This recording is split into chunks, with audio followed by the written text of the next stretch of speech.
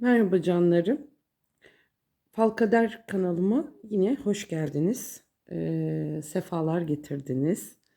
Umarım iyisinizdir, keyfiniz yerindedir. Bugün biraz geç kaldım ama yine de falınıza bakacağım arkadaşlar. Niyetlerinizi alın. Yeni gelen arkadaşlar sizler de niyetlerinizi alın. Ee, Bakalım fincanımızda neler çıkıyor. Bir kontrol edelim. Evet, şimdi fal oldukça hareketli arkadaşlar. Yani bayağı da hareketli gerçekten. Yoğun sembollerle dolu çıkmış. Fincanın geneline yayılan telveler bu sıralar pek çok düşünceyle meşgul olduğunuzu ve hayatınızda dinamik bir döneme girdiğinizi gösteriyor. Şimdi burada şaha kalkmış bir alt arkadaşlar. Şurada görmüşsünüzdür zaten. Bu beyaz boşluk şurada. Bakın. Ee, adeta şaha kalkmış bir at sembolünü verdi bana. Ee, Beyaz boşlukla birleştiğinde arkadaşlar bakarsanız. Şimdi falda her zaman asalet, murat ve tez anlamında olarak nitelendiriyorum ben bunu.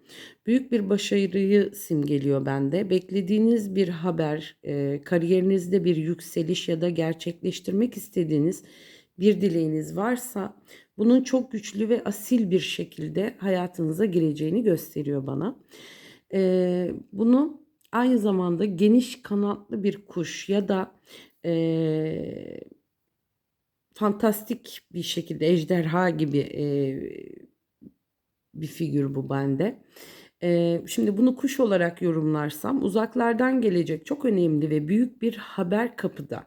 Eğer güçlü kolları, kanatları olan koruyucu bir e, figür olarak alırsam ele, hayatınızda size destek olacak, arkasında duracak güçlü bir otorite figürü, baba, patron veya bilge bir dost diyebilirim ben buna. E, Şimdi burada kabarık yollar ve yol ayrımları var arkadaşlar. Fincanın şöyle sağ tarafına aşağıdan yukarıya doğru uzanan dikey çizgiler, dalgalı telveler.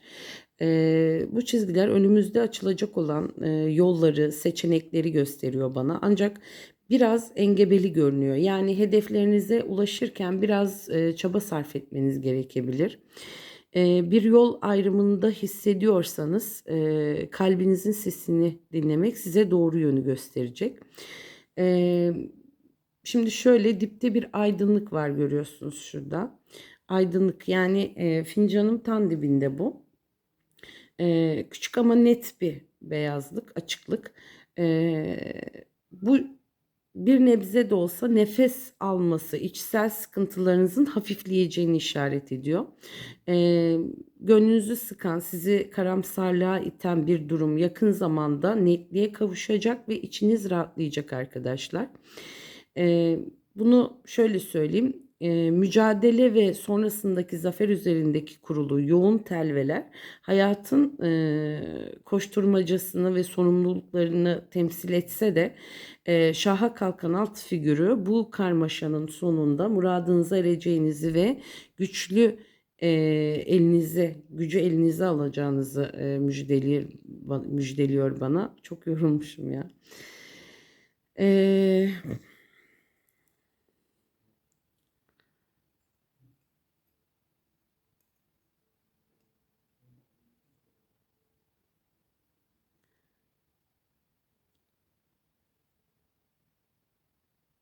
Şimdi karşılıklı konuşan iki kişi, arada köprü gibi bir şey var. Bu karşılıklı konuşan iki süliyet dikkatimi çekti. Sanki karşılıklı duran ve birbirine doğru uzanan iki insan figürü var burada. Üstelik bu figürlerin hemen altında telvelerden bir köprü oluşmuş arkadaşlar. Bu sembol önemli bir uzlaşmayı, küslüklerin bitmesini ya da bir ara buluculuğu simgeliyor bana. Zaten küslükler varsa bitirin arkadaşlar, gerek yok. Bu arada da tabii ki bayram da geliyor. Yani yakın zamanda bir kafa karışıklığı yaşadıysanız veya birisiyle aranızda mesafe oluştuysa aradaki bağlar yeniden kurulacak arkadaşlar. Bu bir fikir alışverişi veya ciddi bir iş görüşmesi de kapıda olabilir. Burada S ve E harfleri fincanın, bakın, sağ yakın üst kısmında bu. Bu da S ve E dedik. 3 rakamı aynı zamanda gözüme çarpıyor. Hayatınıza girecek, hayatınızda olan ya da bir haber beklediğiniz kişilerin isim veya soy isimlerinde yer alır. Bu harflere sahip birinden tez zamanda bir haber alabilirsiniz ya da bir dönem bu ilişkiden destek görebilirsiniz bu kişilerden. Aynı zamanda burada bir enerji patlaması var arkadaşlar. Yükselen alevler. Eee, Bu durum içinizde biriken büyük bir yaratıcı enerjiyi, motivasyonu ve başarma arzusunu gösteriyor bana. Bir süredir durağan giden bir projeniz, fikriniz ya da niyetiniz varsa aniden hız kazanacak, çevrenizin dikkatini çekeceksiniz. Parlayacağınız bir döneme giriyorsunuz arkadaşlar. Aynı zamanda burada bir kaplumbağa. Bakın hemen şurada. Fincanın şurasında.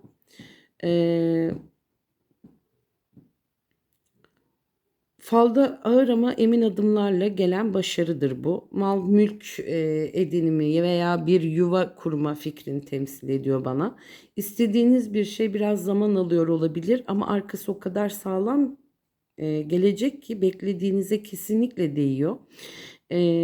Şimdi bu kısmında da bu programları, bu anlattıklarımı değerlendirdiğimde bu açı bize gösteriyor ki hayatınızdaki karmaşa aslında bir şekillenme süreci. Çevrenizde olan iletişiminiz güçlenecek. Adımlarınız yavaş olsa da sizi sağlam bir köprüden geçirerek başarıya ulaştıracak. Dediğim gibi özellikle isminde S ve E olan kişilerle olan diyaloglarınıza bu ara dikkat edin arkadaşlar. Ay, ay.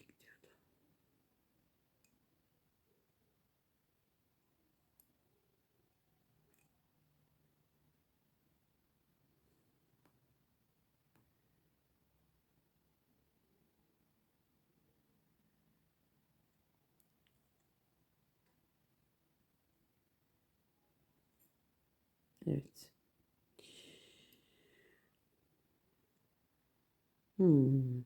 Şimdi zirveye çıkan merdiven. Bakın şurada.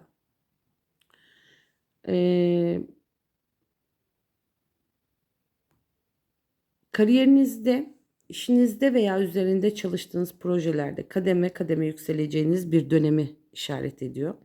Bu başarı size bir gecede gelmeyecek. Her bir basamağı emeğinizle, hakkınızla tırmanacaksınız. Ancak en üstteki basamağın ucu açık ve aydınlık. Yani ulaştığınız yer sizi fazlasıyla tatmin edecek arkadaşım. Şimdi kalabalık bir izleyici, yani topluluk önünde bir konuşma, fincanın tam ortasında geniş telve kümesinin üst sıralarında yan yana dizilmiş küçük küçük noktalar ve baş süliyetleri gözeme çarpıyor. Sanki bu siz bir sahnede duruyorsunuz ve karşınızda sizi dinleyen bir topluluk var. Bu sembol sesinizi geniş kitlelere duyuracağınızı, yaptığınız bir işle takdir toplayacağınızı veya bir topluluğa hitap edeceğinizi gösteriyor bana. İşlerinizde veya sosyal hayatınızda görünürlüğünüzün, popülaritenizin artacağı, adınızdan söz ettireceğiniz bir süreç başlıyor. İnsanlar sizin adınızdan çıkacak sözlere, yani pardon, ağzınızdan çıkacak sözlere değer verecek. Artı burada şöyle söyleyeyim, bir deniz atı figürü var arkadaşlar. Hemen şurada. Bu da falda beklenmedik bir yerden gelecek şanstır bu. Bereketi ve özellikle yaratıcı işlerdeki ilhamı temsil ediyor bana. Aynı zamanda deniz atı sadakatin ve koruyuculuğun da simgesi. Çevrenizde size çok sadık, işlerinizde yolunuzu açacak birinin varlığına ya da aniden karşınıza çıkacak çok şanslı bir iş teklifi fırsatına anımsattı bana. Şimdi burada yine şöyle söyleyeyim, bir kuş yuvası veya kase. Şöyle bir baktığınızda zaten göreceksiniz şurada. Bu da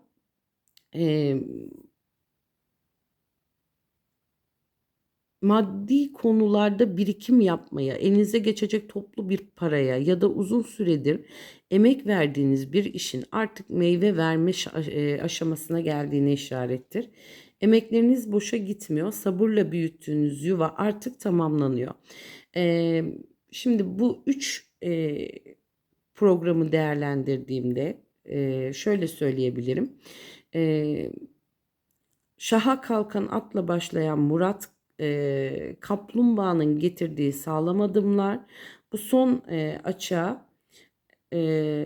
açıda yerini kariyer basamaklarını tanımlamaya, tırmanmaya ve kitleler önünde parlamaya bakıyor. Deniz atının getirdiği ekstra şans dalgası özellikle yaratıcı ve odaklandığınız işlerde, özellikle iş veya kariyer temalarında önünüzün çok açık olduğunu söyleyebilirim arkadaşlar. Yolunuz açık olsun, bahtınız açık olsun diyelim.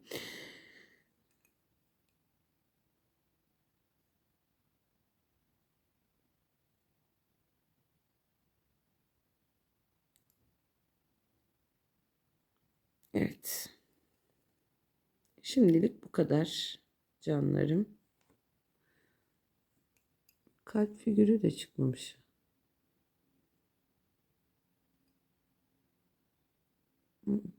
Biraz kalabalık, yoğun çıkmış sadece falımız.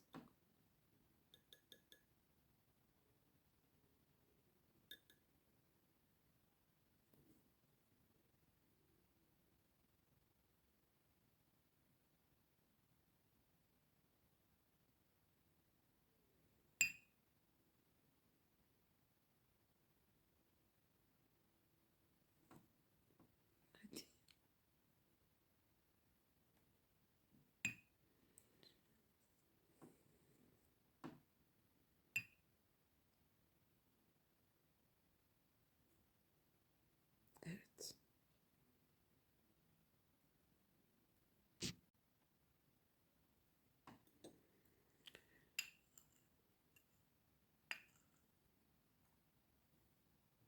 Evet canlarım. Şimdi burada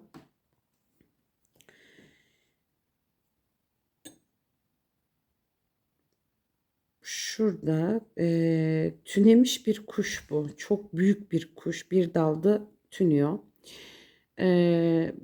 Beklediğiniz haberin artık yaklaştığı anlamına geliyor. Ama kuşun tünemiş olması çok önemli bir detay. Çünkü bu hakikaten önce bir duraksama olduğunu gösterir. Yani hayatında bir konu havada kalmış. Bir mesaj, bir görüşme, bir barışma, bir iş cevabı ya da yüz yüze yapılacak bir konuşma. Eee, Bu kuş izliyor, bekliyor ve zamanını kolluyor arkadaşlar. Şimdi kuyruğunun belirgin olması da falda, şöyle söyleyeyim, uzun kuyruk genelde uzaktan gelecek haberi. Gururlu ya da dikkat çeken bir kişiyi anlatır. Gösterişli bir gelişmeyi, insanların konuşacağı bir olayı bana ifade ediyor şu anda. Eee, Sakin bu kuş, huzurlu ve sevindirici bir haber demektir. Ama başı yukarı, bakın, kalkık. Eee, Haber gecikmiş ama geliyor arkadaşlar. Bu yorumu yapabilirim size. Dala sıkı tutunmuş bir kişinin seni bırakmadığını, uzaktan takip ettiğini de söyleyebilirim. Özellikle aşk tarafından ve ikili ilişkilerde bu görüntü konuşmayan ama aklı sende olan birini temsil etti bana. Eee Kuş karar aşaması demektir aynı zamanda. Uçmuyor olması senin ya da karşı tarafın hemen adım atmayacağını gösterir. Ama dalın üzerinde olması dönüş değil, tam tersine güvenli bir bekleyiştir arkadaşlar. Kötü değil, sadece zamanını kollayan bir gelişme var. Şimdi dal ince değil, ince bir dal değil. Yani eee, sağlam bir ilişki bu. Eee, Acaba olur mu diye düşünülen bir durumu da anımsatıyor bana. Eee, Ama güçlü duruyor kuş. Onun sonunda o dal kırılmaz arkadaşlar. Eee, Olay sağlamlaşmış yani. Özellikle sabah saatleri, pencere önü, telefon eee, bildirimi gibi ani bir haber enerjisi taşıyor bu bende. Eee, Şimdi bunu göz anlamında da yorabiliyorum aslında. Seni sessizce izleyen, sosyal medyadan bakan ya da uzaktan merak eden biri olabilir. Kuşun yönü hangi tarafa dönükse eee, yani bu sol taraf, şöyle sol tarafa bakıyor. Bu uzaktan geleceğini bana simgeliyor arkadaşlar. Evet, uzaktan gelecek bu haber. Belki de görüşmediğin, uzak ya da mesafe olarak değil, size uzak biri de olabilir. Ee, Ama zamanı yaklaşan bir gelişme bu. Canlarım, bakın, kafası yukarı doğru ve sol tarafa. Burada ağaç dalına tünemiş kuyruğu. Çok güzel. Çok güzel, büyük bir kuş bu. Aynı zamanda burada bir kurbağamız var arkadaşlar. Görüyorsunuz ki şurada. Ee, Büyük bir kurbağa bu. Çok güçlü ve dikkat edilmesi gereken bir sembol. Bu kurbağa zaten dönüşüm, değişim ve bir anda ortam değiştirme enerjisi taşıyor. Ama çok büyük çıkması bu konunun hayatında küçük değil, ciddi etkisi olacak bir meseleye işaret ediyor bende. Genelde iki farklı enerji veriyor. Birincisi bereket ve fırsat, ikincisi ise kıskanç gözler ve gizli konuşmalar. Yanındaki insanlara artık hangisi ağır basıyorsa sizde, yanınızdaki, çevrenizdeki insanlarda. Bu yakında gelecek size ani bir gelişme, beklenmedik bir teklif, bir anda değişecek ortam. Bakın, fincanınızda da aynı şeyler çıktı farkındaysanız. O figürler de bu anlamları taşıyordu. Taşınma, iş değişikliği ya da çevre değişimi anlamına da geliyor. Şimdi Kübra Ay çok yorulmuşum. Kurbanın büyük olması küçük görünen bir olayın büyüyeceğini de anlatıyor bana. Mesela ufak başlayan bir konuşma ciddi bir ilişkiye dönüşebilir ya da sıradan bir tanışma kader etkisi yaratabilir. Aşk olarak ikili ilişkilerde büyük kurbağa iki kişi dışarıdan iki kişi dışarıdan kaba, sessiz ya da mesafeli görünse de içinde yoğun duygular taşıyor olabilir arkadaşlar. Gerçek yüzün sonradan ortaya çıkması anlamında da yorumluyorum bunu. Yani ilk izlenim yanıltıcı olabilir ama aynı zamanda nazar ve dedikodu sembolüdür arkadaşlar kurbağa. Ağzı kapalı. E, bu sizi izliyor ama konuşamıyor. Sizinle konuşamıyor. Ağzının kapalı olması açık değil çünkü. Ama şişkin duruyor.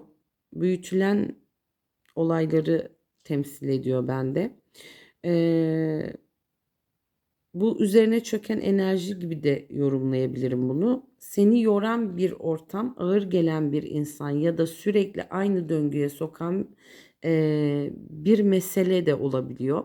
Ama kurbağa aynı zamanda sudan karaya geçen bir canlı olduğu için bu sembol kişi eski döneminden yeni dönemine geçiş olarak yani değişim kapısını da açıyor bize. E, Şimdi kurbağamızın yanında hemen şöyle bir toparlarsak önce bir kurbağamızı. Büyük değişim diyebilirim buna. Dönüşüm, beklenmedik gelişme, gizli konuşmalar, kıskanç gözler ama sonunda güçlenerek çıkacağım bir süreç diyorum buna. Şimdi burada aynı zamanda hemen yanında kurbağanın kurbağanın hemen yanında bakın burada bir kalp var arkadaşlar. Bu da şöyle bunu da yorumlayacağım size. Eee, Burada falın aşk tarafını daha da güçlendiriyor. Çünkü burada iki zıt enerji birleşmiş. Kurbağa dönüşüm ve sürpriz gelişme, kalp ise duygular ve gönül işleri. Bu ikisi yan yana çıktığında genelde duygusal konuda ani değişim diyor bana. Bakın hemen şurada kalbimiz ve çok büyük bir kurbağamız. Ee, Yani beklenmedik bir mesaj, soğuk duran birinin ee, sana açılması, uzak duran birinin, küslük varsa barışma, sessiz ilerleyen bir ilişkinin ciddileşmesi diyebiliriz buna. Ya da hiç ummadığım bir kişiden ilgi görme enerjisi veriyor arkadaşlar bana. Kurbağa duygularını saklayan kişiyim de temsil eder. Kalp yanında olunca içinde birikmiş duyguların artık ortaya çıkacağını söylüyor bana. Özellikle iletişimin kopuk olduğu biri varsa yeniden temastır arkadaşlar bu. Arada bir takılıyorum arkadaşlar. Yorgunum. Çok geç geldim eve. Onun için kusura bakmayın. E, Şimdi şöyle de yorumlayabiliyorum ben bunu. Siz bu yorumlarımı kendinize göre algılayacaksınız. Ee, Aşk ikili ilişkide çevreden gelen etkiyi anlatıyor. Yani ilişkiye karışan insanlar kıskanç gözler ya da dedikodu enerjisi olabilir. Çünkü kurbağa sembolü biraz da dış sesleri temsil eder. Kalbin yanına geldiğinde mutluluğunu herkes bilmesin mesajını verir. Onun için şimdi kalp burada çok temiz çıkmış.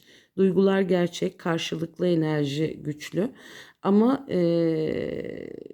dediğim gibi kimselere söylemeyin arkadaşlar. Çünkü niyetler ciddi demektir bu şekilde olduğunda. O kıskanç gözlere maruz kalmayın. Eee Kısaca bunu şu şekilde dedik, kurbağa su enerjisi taşır, kalp ise ateş enerjisi. Su ve ateşin yan yana gelmesi Tutkulu ama karmaşık bir ilişkiyi gösterir. Yani çekim çok yüksek olabilir ama iki tarafın da inadı ya da korkuları devreye giriyor arkadaşlar. Aşkta dönüşüm, beklenmedik yakınlaşma, güçlü çekim, haberleşme, barışma ihtimali ve kalbini hızlandıracak bir gelişmeyi gösteriyor açık söylersem arkadaşlar.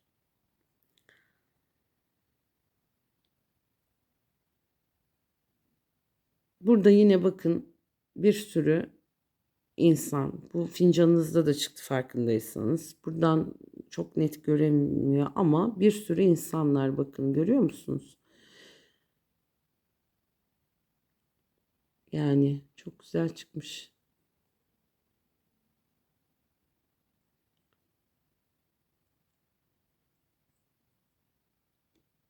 Bakın burada sanki bir timsah gözüme çarpıyor. Bu sürüngen timsah, eee, şöyle yorumlayayım bunu da size. Şimdi eee,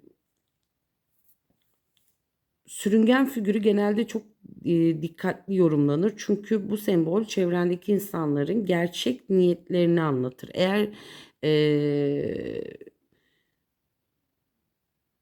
yani şöyle söyleyeyim, sessiz hareket eden bir kişiyi de gösterebilir bize. Yani açık açık konuşmayan ama her şeyi takip eden biri olabilir. Bakın burayla ayrı bakıyorum bunu.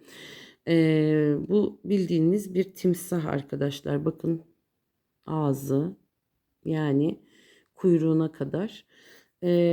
Bu toplulukla alakalı bakın. Bu toplulukla alakalı. Ee, Kıskançlık taşıyan, seni uzaktan izleyen, her şeyi bilen ama belli etmeyen, fırsat kollayan biri gibi çıkar bu timsah falda. Ama yani şöyle söyleyeyim, siz dikkatli olun arkadaşlar. Bakın burada çok güzel çıktı, müthişti ama şurada bir timsahın olması beni biraz karıştırdı. Eee, Bu tip kişilere dikkat edin. Yani sana karşı hem merak hem duygu hem de karışık bir enerji taşıyor olabilir bu. Özellikle geçmişte kalan biri ya da iletişimi kopmuş biri enerjisi veriyor bana. Dikkat edin arkadaşlar, dikkatli olun. Ee, Şimdi gurur yapan, kaçan, duygularını gizleyen biri de olabilir bu size. Siz farkında bile olmayabilirsiniz. Ee, Bu siz dikkatli olun arkadaşlar. Çünkü bu size farklı tavırlar sergileyen biri de olabilir. Bu yüzden insanların yeni yüzünü göreceksin mesajı veriyor bana. Onun için çok dikkatli olun. Çevrenizde herkese de güvenmeyin. Bu iyi bir şey vermedi bana. Ben sadece çevrenizde dikkatli olun diyorum size. Önemli çünkü. E, Çünkü dikkat çeken bir enerjiniz var. İnsanlar sizi konuşuyor. Ve biraz korunman gerekiyor arkadaşlar. Bakın bu kalabalığın içinde bu. Ee, Onun için biraz koruyun kendinizi. Bu korkutucu bir şekil değil. Ama bu düşman da değil. Ama çok gizemli ve çözülmeyen birini anlatıyor bana. Bu enerjiyi verdi. Sessiz ama etkili biri gibi arkadaşlar. Siz gizli bir hayranınız olabilir, sizi takip ediyor olabilir. Saklanan duygular çünkü yavaş ilerleyen bir yakınlaşma. Onun için siz dedikodu, arkadan dönen konuşmalar. Onun için biraz dikkat edin bence. Her şeyinizi kimseye anlatmayın. Siz zaten onu sezeceksiniz sezgilerinizle. Onu es geçiyorum. Hatta oradaki falı bozuyorum arkadaşlar. Umarım uyumlanmışsınızdır. Biz buraya odaklanalım sevgili dostlarım. Umarım uyumlanmışsınızdır. Keyfiniz yerinde olsun. Şansınız bol olsun. Ee, Bu arada bayram da yaklaştı. Hepinize iyi bayramlar diyeyim. Ama demeyeyim ya, daha bakacağım çünkü bayramda da bakacağım. O zaman görüşmek üzere diyelim. Niyetlerinizi aldınız tabii ki. İnşallah niyetlerinize göre yorumlanmıştır. Arkadaşlar, yeni gelen arkadaşlar da mutlaka bir etkileşim bırakın, falla etkileşim almanız açısından. Çünkü ben de size bırakıyorum bir etkileşim mutlaka. Onun haricinde takip edin arkadaşlarım. Mutlaka takip edin ki fallarımızdan haberdar olun diyelim. Kendinize iyi bakın. Hoşça kalın.